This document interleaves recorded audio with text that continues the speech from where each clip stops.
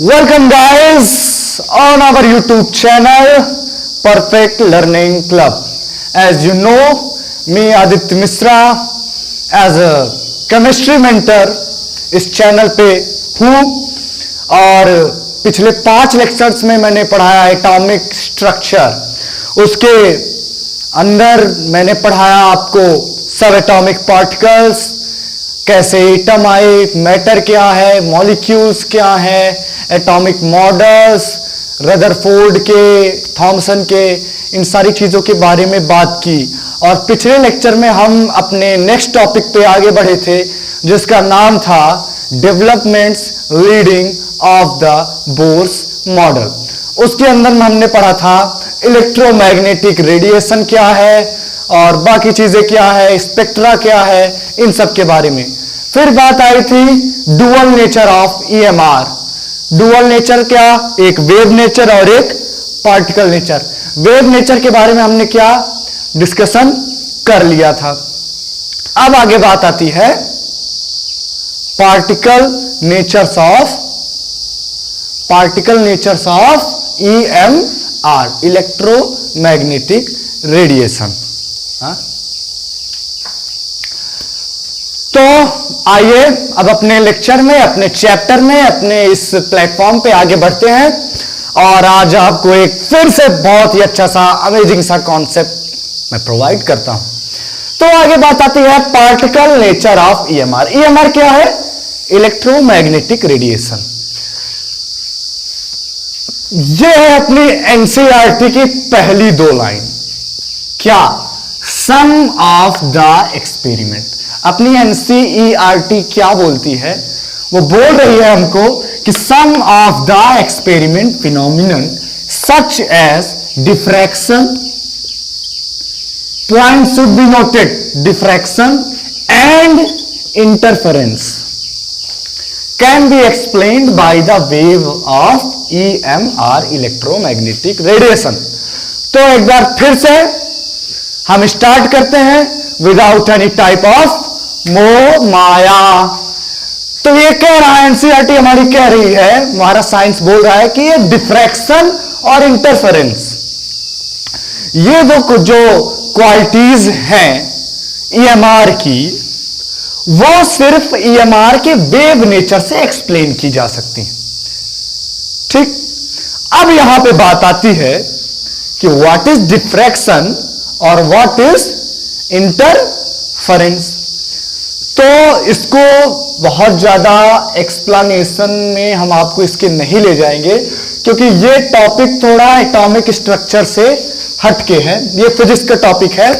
आप जब क्वांटम और ऑप्टिक्स पढ़ेंगे क्लास 12th की, आपकी भाषा में अगर बोले तो फिजिक्स का पार्ट 2nd क्लास 12th का, तब आपको इसके बारे में सौरभ सर बहुत ही अच्छे से एक्सप्लेन करेंगे। तो जरूर आप उसे वॉच कीजिएगा अगर आपको इसको ब्रॉड में जानना है। तो अभी हम आपको इसका एक टच देंगे कि ये चीज है क्या, जिससे आपको एटॉमिक स्ट्रक्चर थोड़ा समझ में आए, क्योंकि आगे हम इन्हीं चीजों के बारे में थोड़ा सा बात करने वाले हैं आज। तो डिफ्रैक्शन। अच्छा, अब डिफ्रैक्शन क्या, हमने पिछले सेशन में क्या पढ़ा था अपने पिछले लेक्चर में, कि जो इलेक्ट्रोमैग्नेटिक रेडिएशन होता है ये क्या वेव में चलता है। ठीक, तो ये चीज आ रही है, वेव आ रही है, ये वेव है आ रहा। अब यहां पे क्या हुआ, एक लगा दिया गया प्रोटेक्टर, कोई चीज जो इसे रोके। अब ये क्या होगा, यहां से तो ये निकल नहीं पाएगा क्योंकि यह क्या, ये छोटा सा इसमें क्या है होल, कि यहां से निकलना शुरू करेगा, तब ये इसका डायरेक्शन ऐसे हो जाएगा, ये डिफ्रैक्ट हो जाएगा, फैल जाएगा। ठीक, इसी क्वालिटी को, इलेक्ट्रो रेडिएशन की इसी क्वालिटी को हम क्या बोलते हैं, डिफ्रैक्शन। क्या बोलते हैं? इसी क्वालिटी को डिफ्रैक्शन हम बोलते हैं। अब आगे बात आती है, मैंने आपको पहले ही बताया कि इसके बारे में ब्रॉड में आपको जानना है तो आप पार्ट सेकंड में सौरभ सर आपको पढ़ाएंगे यंग डबल स्लिट एक्सपेरिमेंट में। यह चीज बहुत अच्छे से वहां से इलेबरेट की गई है, आप उनसे पढ़ेंगे। यहां टचवुड क्या है कि अभी हमारा वेव चल रहा है, ये आप फिजिक्स में लाइट में पढ़ेंगे, हम यहां आपको वेव में बता रहे हैं। तो ये क्या होती है, वेव्स जो अभी ऐसे चल रही थी क्रेस्ट और ट्रफ के रूप में। क्रेस्ट और ट्रफ हमने बताया था, एक बार फिर से अगर आपको बताएं तो किसी भी वेव का पीक वाला पार्ट जो चोटी वाला होता है उसे क्रेस्ट बोलते हैं ये, और नीचे वाला पार्ट इसे ट्रफ बोलते हैं।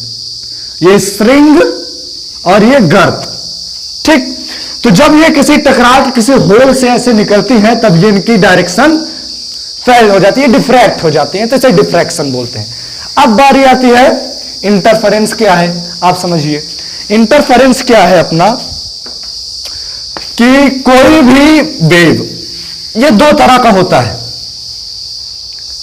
इंटरफेरेंस अपना दो तरह का होता है, एक कंस्ट्रक्टिव और एक डिस्ट्रक्टिव। पहले समझ लेते हैं कंस्ट्रक्टिव क्या है। कंस्ट्रक्टिव इंटरफेरेंस, ठीक। तो अब यह है, इसका हम बताते हैं।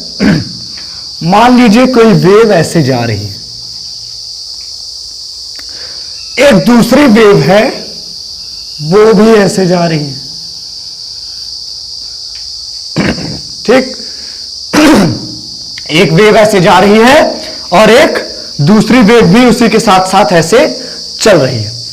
तो ये दोनों जब मिलेंगी, इनको अगर हम आपस में ऐड करेंगे तो इनकी जो क्रेस्ट और पीक्स का डिस्टेंस है ये लार्ज हो जाएगा, ठीक। जब मिलेंगे तो इंटरफेरेंस होंगी एक दूसरे में, तो क्या हो जाएगा, ये लार्ज हो जाएगा। इसे बोलते हैं हम कंस्ट्रक्टिव इंटरफेरेंस। अब यही अगर इसके अपोजिट हम ये कहें कि एक वेव ऐसे जा रही है और दूसरी वेव जो ऐसे जा रही है, ठीक।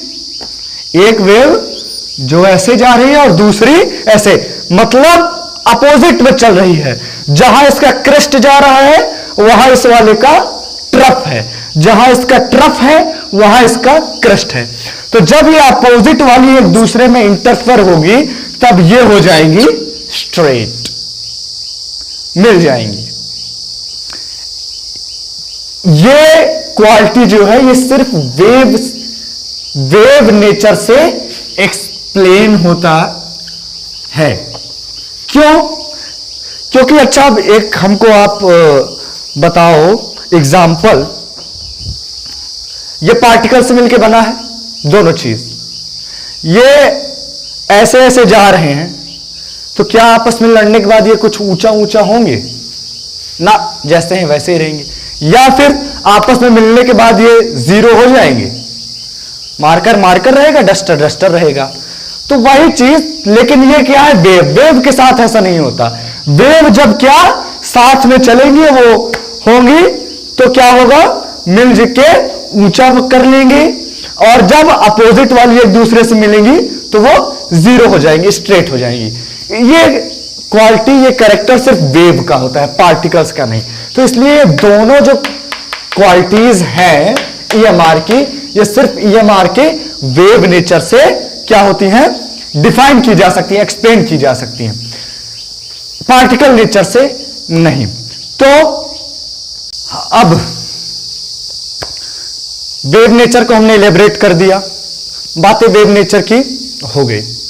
अब बात आती है कि अच्छा पहले के जो साइंटिस्ट वगैरह थे, जो पहले की साइंस थी, अभी तक जो हम साइंस पढ़ रहे हैं उसे बोलते हैं हम लोग क्लासिकल फिजिक्स। साइंस नहीं, जो फिजिक्स पढ़ रहे हैं अभी, एटम में जितनी हम फिजिक्स पढ़े ये है अपनी क्लासिकल फिजिक्स। अच्छा लगता है ना बोलने में, क्लासिकल फिजिक्स। तो क्लासिकल फिजिक्स, अब क्या हुआ कि क्लासिकल फिजिक्स में क्या चीजें हैं कि वेव नेचर, वेव के बारे में बताया गया कि ईएमआर वेव है, लाइट वेव है, ये है। फिर तो जो साइंटिस्ट वगैरह थे उन्होंने मतलब इस पे ध्यान ही नहीं दिया कि ये पार्टिकल भी हो सकते हैं। उन्होंने सिर्फ ये ध्यान दिया कि ये क्या है, वेव है। तो अब पता कैसे चला कि ये वेव नहीं पार्टिकल है? तो वो कुछ चीजें थी जो अपनी क्लासिकल फिजिक्स नहीं बता पाई, नहीं इलेबरेट कर पाई, उसको इलेबरेट करने के लिए आया क्या अपना क्वांटम फिजिक्स। क्या आई? Quantum physics. तो अब आइए देखते हैं कि वो ड्रॉबैक्स क्या थे जो क्लासिकल फिजिक्स इलेबरेट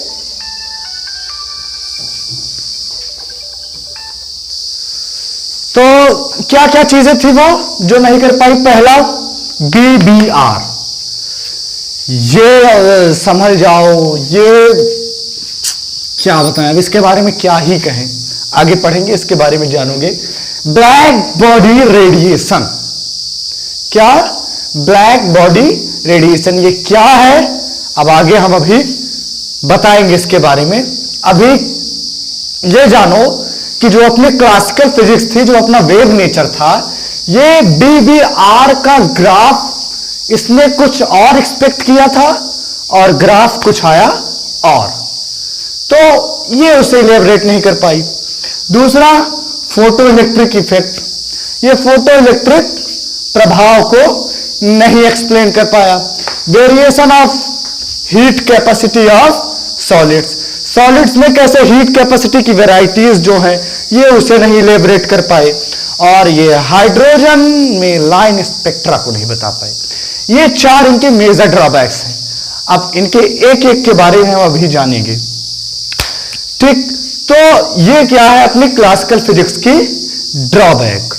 अब आगे बात आती है, एक एक को हम उठाते हैं। अब आएगा आ रहा है क्या अपना BBR। अब अपनी यही क्लासिकल फिजिक्स होती है खत्म।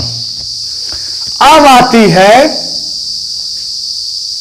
नाम क्या है उसका बताओ, कितने लोगों ने मार्वल स्टूडियोज की मूवीज देखी हैं? Marvel studios Hollywood, Avengers end game, Avengers infinity war, Avengers as of Ultron, ये सारी चीज मूवीज। तो अवेंजर्स एंड गेम देखे हो? एंड गेम में जब आयरन मैन ऊपर सैटेलाइट में किसी प्लेनेट में फंसा रहता है और नीचे क्या कैप्टन अमेरिका के पास कौन आता है? एंटमैन। तो वो एक थ्योरी लेके आता है, आपको अगर याद हो तो उस थ्योरी में क्या रहता है कि वो गया था क्वांटम वर्ल्ड में, छोटा हो क्वांटम वर्ल्ड में गया था और जब वहां से बाहर आया तो सब कुछ बदल गया था, बट उसे ऐसा लगा कि वो 5 सेकंड का, इतना दुनिया भर का वो बताया हुआ है। तो वो जो चीजें वही है अपना क्या क्वांटम फिजिक्स, क्वांटम मैकेनिक्स। इसमें चीजें तुम्हारी समझ से परे चलती हैं, बहुत हार्ड है चीजों को, क्वांटम केमिस्ट्री की, क्वांटम फिजिक्स की चीजों को समझना आसान नहीं है। अब यहां से स्टार्ट होती है अपनी बेसिक क्वांटम फिजिक्स या बेसिक क्वांटम। अब जो चीजें आप पढ़ोगे वो क्वांटम की हैं। तो स्टार्ट करते हैं। तो उस मूवी में आपने देखा था कि उसने क्या, वो क्या बोलता है कि क्वांटम वर्ल्ड में जाने के लिए या तो बहुत छोटा होना पड़ता है या तो बहुत चीजों को बड़ा। ध्यान दो ये चीज, उसने क्या बताया था कि चीजें क्या बहुत छोटी होनी चाहिए तब वो क्वांटम वर्ल्ड में जा सकती है, या बड़ी होनी चाहिए तब वो क्वांटम वर्ल्ड में जा सकती हैं। बहुत छोटा होना पड़ता है। तो इससे यह पता चलता है कि क्वांटम फिजिक्स अलाउड करता है छोटी छोटी चीजों को, बहुत तुम्हारी इमेजिनेशन से भी छोटी चीजों को। ठीक, ध्यान से अगर इस बात को समझो, उसमें यही बोलता है कि छोटा होना जरूरी है। तो यानी ये क्या क्वांटम फिजिक्स, क्वांटम केमिस्ट्री या क्वांटम साइंस अपनी क्या अलाउड करती है कि चीजें क्या हो, इमेजिनेशन से भी छोटी हो। तो वहीं पे बात आती है अपनी लाइट की, अपनी EMR की, पार्टिकल नेचर की। उसके जो पार्टिकल होते हैं, जो पार्टिकल वो इतने छोटे होते हैं कि you can't see them with your eyes, उन्हें तुम अपनी आंखों से देख ही नहीं सकते।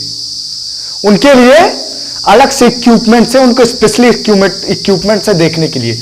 तो इसको क्वांटम नाम इसलिए दिया गया, ये पार्टिकल नेचर क्वांटम फिजिक्स में इसलिए आया, इसे क्लासिकल में भी तो रख सकते थे, लेकिन ये क्वांटम में इसलिए आया क्योंकि क्वांटम क्या अलाउ करता है, अलग चीजों को, छोटे छोटे पार्टिकल्स को अलाउ करता है। यह अवेंजर्स गेम में आपको बहुत अच्छे से बताएगा अगर आप इसे ध्यान दो।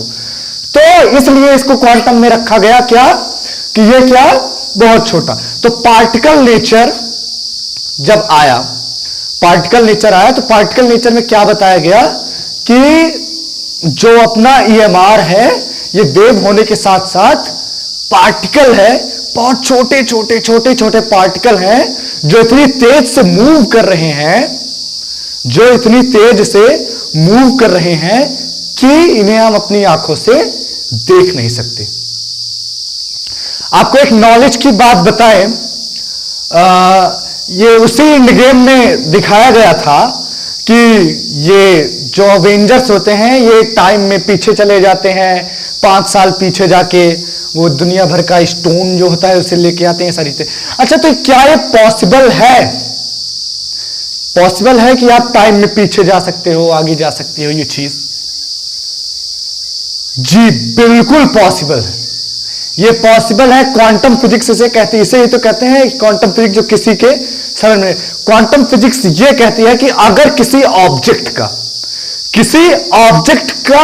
की वेलोसिटी, उसकी स्पीड लाइट की स्पीड से तेज है, यानी 3 × 10⁻⁷ मीटर पर सेकेंड से कि जिस ऑब्जेक्ट की स्पीड तेज है वो ऑब्जेक्ट टाइम में आगे पीछे ट्रेवल कर सकता है, जो कि इम्पॉसिबल है अभी तक।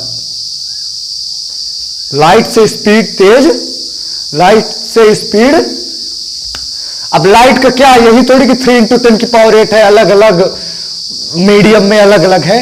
तो क्वांटम फिजिक्स ये कहती है कि लाइट से वेलोसिटी, जिस ऑब्जेक्ट की वेलोसिटी लाइट से तेज होगी वो टाइम में ट्रेवल कर सकती है। ये क्वांटम फिजिक्स अलग थ्योरी से चलती है। तो आगे हम अपने टॉपिक पे आते हैं। हमारा टॉपिक क्या था? BBR, black body radiation.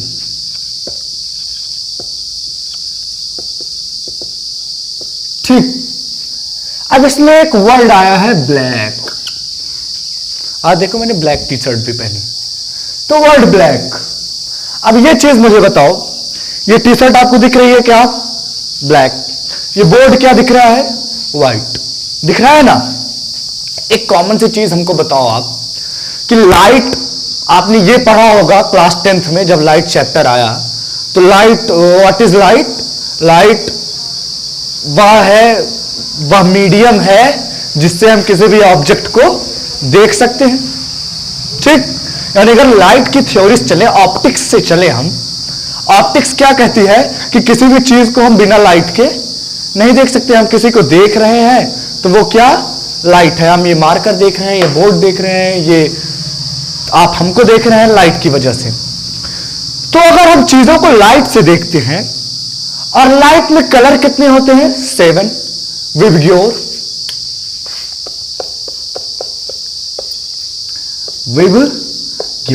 ये 7 कलर होते हैं लाइट में। चीजें हमको दिखती क्यों है? इन्हीं 7 कलर के रिफ्लेक्शन से। ठीक, स्किन है हमारी, इस पे आके लाइट पड़ी, रिफ्लेक्शन हुआ, जिस कलर का रिफ्लेक्शन हुआ यहां से, वेवलेंथ जिसकी यहां तक पहुंची, वो कलर हमको दिखेगा। रेड क्यों दिखता है? क्योंकि रेड, वो पढ़ा था ना आपने, बहुत ही छोटी थ्योरी है कि बहुत क्वेश्चन पूछा जाता है कि जब सनराइज और सनसेट के टाइम हमको सन रेड क्यों दिखता है, बाकी टाइम ऐसा क्यों दिखता है? तो वो क्या कि हमारी आंख से जो लाइट का रेडिएशन रहता है वो वहां तक पहुंचते हुए रेड कलर के रेड कलर की वेवलेंथ वहां तक पहुंचती है, इसलिए हमको वो रेड दिखाई देता है। वही चीज ब्लैक हमको दिख रही है, व्हाइट दिख रही है, इसके साथ भी होना चाहिए कि यहां तक व्हाइट कलर का पहुंच रहा है वेवलेंथ, तो हमको ये व्हाइट दिख रहा है। ये ब्लैक कलर का पहुंच रहा है तो ब्लैक दिख रहा है। अब हमको ये एक बात बताओ कि लाइट में ब्लैक और व्हाइट कलर तो है ही नहीं, ब्लैक और व्हाइट कलर तो है नहीं, फिर ये हमको ब्लैक और व्हाइट दिखता क्यों है? ब्लैक और व्हाइट हमको क्यों दिखता है? कभी दिमाग में क्वेश्चन आया तो बहुत अच्छा, नहीं आया तो भी अच्छा। लेकिन अगर आप साइंस के स्टूडेंट हो, मैंने पहले ही बताया था कि दो वर्ड आपके माइंड में जरूर चलने चाहिए। वो क्या? व्हाई और हाउ। चीजें हैं तो क्यों है, कैसे हैं। ये चीज अगर आपके दिमाग में आ रही है तो definitely you have a high tech mind. तो अब जब ना इसमें भाई ब्लैक है, ना इसमें कहीं ये बी ब्लू है, इसे ब्लैक ना समझ लेना, ठीक।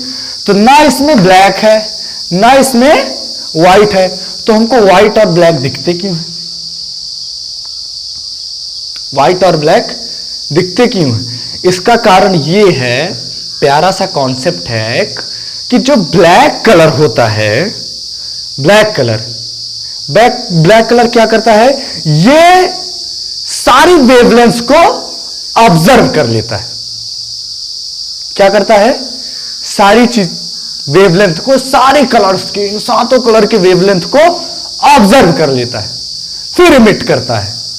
तो ये क्या हुआ अपना, इसलिए हमको ब्लैक दिखता है। और दूसरा व्हाइट क्या करता है? इमिट करता है, सारे कलर्स को रिफ्लेक्ट कर देगा, किसी को अपने ऊपर नहीं आने, चाहे वायलेट हो, चाहे ब्लू हो, चाहे येलो हो, चाहे रेड हो, सबको रिफ्लेक्ट कर देगा। जब कोई कलर उस पर पड़ेगा ही नहीं तो वो हमको व्हाइट दिखेगा। और ब्लैक क्या करता है? सारे कलर्स की वेवलेंथ को ऑब्जर्व कर लेता है, सबको अपने अंदर ले लेता है, इसलिए हमको ये ब्लैक दिखता है। इतना होप आपको समझ में आया। अब यहां से क्वेश्चन चलता है कि अब बात आती है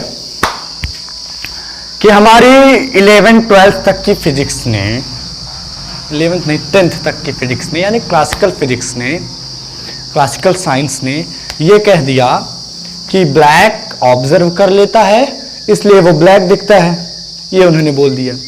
अब कॉम्प्लिकेशन देखो, क्वांटम कह रही है कि ब्लैक क्या करता है?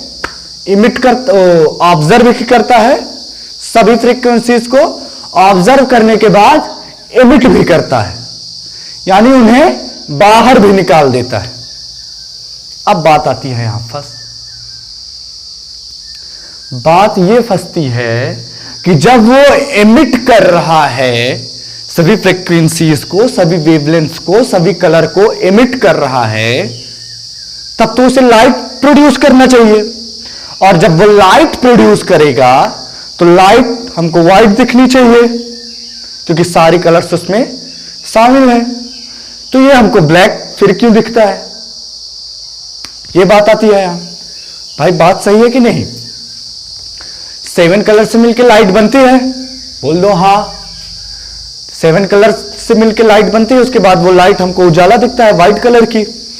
ये ब्लैक के ऊपर आई, मान लो इस टी शर्ट पे आई गिरी, इसने सभी वेवलेंथ को, सभी फ्रीक्वेंसीज को एब्जॉर्ब कर लिया। एब्जॉर्ब करने के बाद इसे एमिट किया, सातों को एमिट किया। जब सातों एमिट हो रही हैं तो फिर से तो वो एमिट होने के बाद लाइट बन जा रही हैं, यानी ये इसी से प्रोड्यूस हो रही है, तो ये हमको लाइट दिखना चाहिए, व्हाइट दिखना चाहिए। तो ये ब्लैक क्यों दिखता है? तो इसके लिए अभी हम फिर से आगे जानते हैं, क्योंकि ये क्वांटम ने क्या कहा। आइए सबसे पहले जानते हैं कि पहले तो ये ब्लैक बॉडी रेडिएशन है क्या? ब्लैक बॉडी क्या है? हमारा एनसीईआरटी बोलता है कि एन आइडल बॉडी, एक आदर्श बॉडी, आदर्श बॉडी शरीर, which emits and absorbs all the frequencies, जो सभी आवृत्तियों को शोषित करता है, मतलब एब्जॉर्व कर लेता है और फिर इन्हें बाहर निकालता है, यानी एमिट करता है। उसे क्या बोलते हैं हम? Black body. और इस ब्लैक बॉडी के एमिशन से जो रेडिएशन होता है उसे हम बोलते हैं ब्लैक बॉडी रेडिएशन। ये बात आई। तो ब्लैक बॉडी क्या है अपना? ब्लैक बॉडी है an idle body which emits and absorbs all the frequencies are called black body, and radiation emitted by that body is called black body radiation. तो समझ में आया कि ब्लैक बॉडी रेडिएशन क्या है, ब्लैक बॉडी क्या है। अब बात यहां आती है कि वही वाली कि जब ये एमिट करता है, सातों कलर्स को एमिट करता है, तो ये हमको व्हाइट क्यों नहीं दिखता। तो इसकी बहुत ही प्यारा सा कॉन्सेप्ट है, आपको हम बताते हैं वो कॉन्सेप्ट। तो अब इसके लिए कि ये क्यों सभी को एमिट और ऑब्जर्व करने के बाद, सबको एमिट करने के बाद भी व्हाइट क्यों नहीं दिखता है, इसके लिए आपको एक फुद्दू सा कॉन्सेप्ट बताते हैं।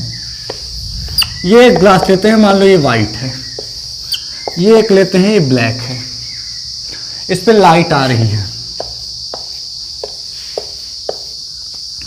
तो ये देखोगे, आप टच करोगे अगर, तो देखोगे ये ज्यादा हीट होगा, कुछ देर बाद ये लो हीट होगा।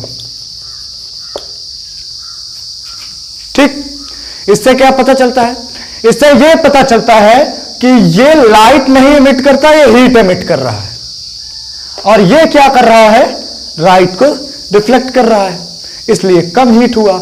ये हीट को एमिट कर रहा है, समझ रहे हो, ये क्या कर रहा है, हीट को, वेवलेंथ फ्रीक्वेंसीज को ऑब्जर्व कर रहा है, फिर हीट को एमिट कर रहा है। इसलिए क्या हमको व्हाइट नहीं दिखता। अब यहां से बात आती है कि सर जी ये कर तो रहा है वेवलेंथ कलर्स को एब्जॉर्ब, लेकिन ये हीट में उसे क्यों एमिट कर रहा है। तो वो क्या होता है बेटा कि ब्लैक बॉडी क्या करती है, ब्लैक बॉडी ऑब्जर्व तो कर लेती है, ऑब्जर्व किया, वेवलेंथ्स को ऑब्जर्व की, पर जब एमिट करती है तो ये उसी वेवलेंथ से इसको नहीं एमिट करती, ये इंफ्रारेड वेवलेंथ से उसे एमिट करती है। अब इंफ्रारेड क्या है, इंफ्रारेड वो वेवलेंथ हैं जिन्हें हम आंखों से नहीं देख सकते, ये विजिबल नहीं होती, इसलिए ये क्या ऑब्जर्व करता है, फिर एमिट करने की बारी आती है तो वेवलेंथ को चेंज करके इंफ्रारेड में कर देता है। जब इंफ्रारेड में कर देता है तब हम इसे आंखों से देख नहीं पाते, और जब लाइट को हम इंफ्रारेड को आंखों से देख नहीं पाएंगे तब ये हमको क्या दिखती है, हीट दिखता है, ये हमको ब्लैक दिखता है और हीट फील होता है। अब समझ में आई बात। अब यहां से अगर क्वेश्चन उठाओगे कि इंफ्रारेड में ही क्यों वेवलेंथ को एमिट करता है, इतना क्यों भी मत ला दो, लिमिट में क्यों लाओ, क्लास के हिसाब से क्यों लाओ। वैसे भी मैंने आपको क्लास के ऊपर की चीजें बता दी, अब आगे बढ़ो, हमारे साथ बने रहो, सारी चीजें बताएंगे। तो अभी बात क्या हुई कि अभी उतना ही कॉन्सेप्ट लेते हैं जितना यहां पे स्टोर हो जाए। तो क्या बात हुई कि ये इंफ्रारेड में, अभी वो इंफ्रारेड में वेवलेंथ को एमिट करता है, इस वजह से ब्लैक दिखता है और हीट फील होता है। अब अगर हम इसके ग्राफ की बात करें, ग्राफ की, इसको हम ले लें विजिबल लाइट, ये क्या है, विजिबल लाइट 400 नैनोमीटर से 750 नैनोमीटर, ये विजिबल लाइट, यानी इसे हम आंखों से देख सकते हैं। तो इसका जो ग्राफ होता है वो ऐसे होता है,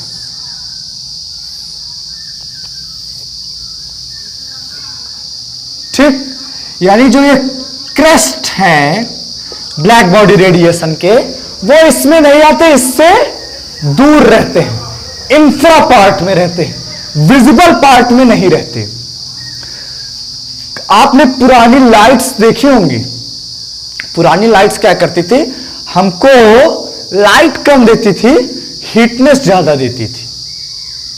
वो इसी वजह से अब की जो एलईडी बल्ब्स हैं, सीएफएल वगैरह हैं, उनका जो ये पीक्स आता है, वो पीक्स इसके अंदर आता है। किसका, जो सीएफएल और अपनी एलईडी बल्ब से लाइट वेव्स निकलती हैं, उनका जो क्रेस्ट होता है, पीक, वो विजिबल लाइट के पार्ट में आता है, इसलिए वो हमको लाइट ज्यादा देती है, हीट कम। लेकिन जो पहले की लाइट्स थी जो हमको हीट ज्यादा देती थी, उनकी जो पीक है क्रेस्ट, वो विजिबल पार्ट में ना होके इंफ्रा पार्ट में आता था, इसलिए वो हमको कम लाइट देती थी, हीटनेस ज्यादा देती थी। तो ऐसा होता है ग्राफ ब्लैक बॉडी रेडिएशन का क्वांटम मैकेनिक्स, क्वांटम फिजिक्स के हिसाब से। यही जब क्लासिकल फिजिक्स ने इमेजिन किया था तो उसको ऐसे किया था कि इनफाइनाइट चली जाएंगी, जो गलत प्रूफ हुआ वो ऐसे होना चाहिए। तो ऐसे हुआ क्या, black body radiation. I hope आपको ब्लैक बॉडी रेडिएशन समझ में आ गया। अब आगे बात आती है प्लैंक्स की क्वांटम थ्योरी की, तो इसके बारे में हम कल चर्चा करेंगे। आई होप आज का लेक्चर आपको पसंद आया होगा। तो प्लीज अगर पसंद आया तो लेक्चर को लाइक कीजिए। आपके जो भी डाउट हो आप कमेंट बॉक्स में कमेंट में हमको बताइए। चैनल को सब्सक्राइब कीजिए, अपने दोस्तों से शेयर कीजिए। आप हमारा सपोर्ट कीजिए, हम आपका सपोर्ट करेंगे। सो आपसे अब लेते हैं विदा, बाय बाय।